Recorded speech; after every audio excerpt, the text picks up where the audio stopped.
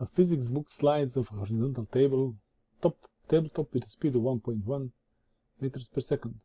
It strikes the floor after time of 0.33 seconds. Ignore air resistance.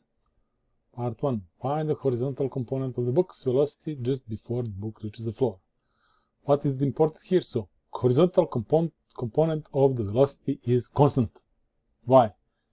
Because in that flight there is absolutely no force in horizontal direction. Only one force there is gravitational force, and that is always in vertical direction. So, horizontal motion is constant after the book leaves the table. Okay?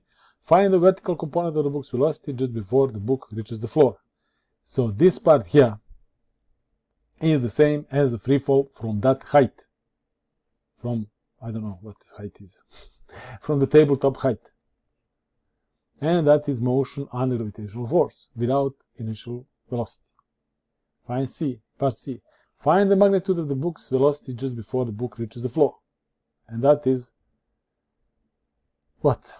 That is combined horizontal and vertical motion, but properly combined, not just, you cannot just add them together, you have to use square of that things. So that's well.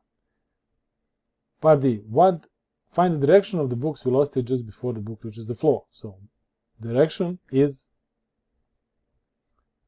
more or less the relation between the horizontal part of the velocity and vertical part of the velocity. That will give us direction. But that is what it is. So direction of the velocity. So that is the relation between the horizontal and vertical component of the velocity. And this should be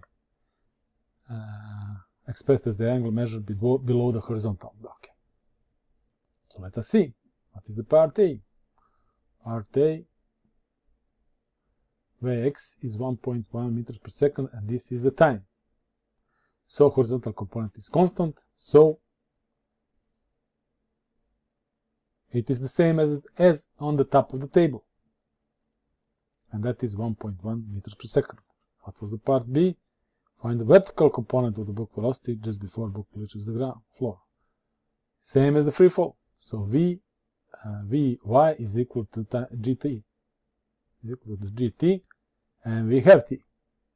So we just multiply 9.81 meters per second squared times 0.32 seconds, and this is the vertical component of this velocity. So this is the horizontal component, this is the vertical. Let us see what is magnitude. Magnitude is calculated like this.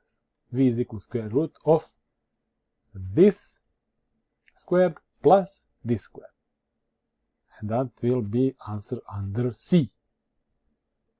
And answer under D is similar. Relation of those two things is important for that angle. So from here you could do it yourself, or for complete written answer, please follow the link in the description. If you want more of this, please subscribe and tell friends. Thank you. Bye.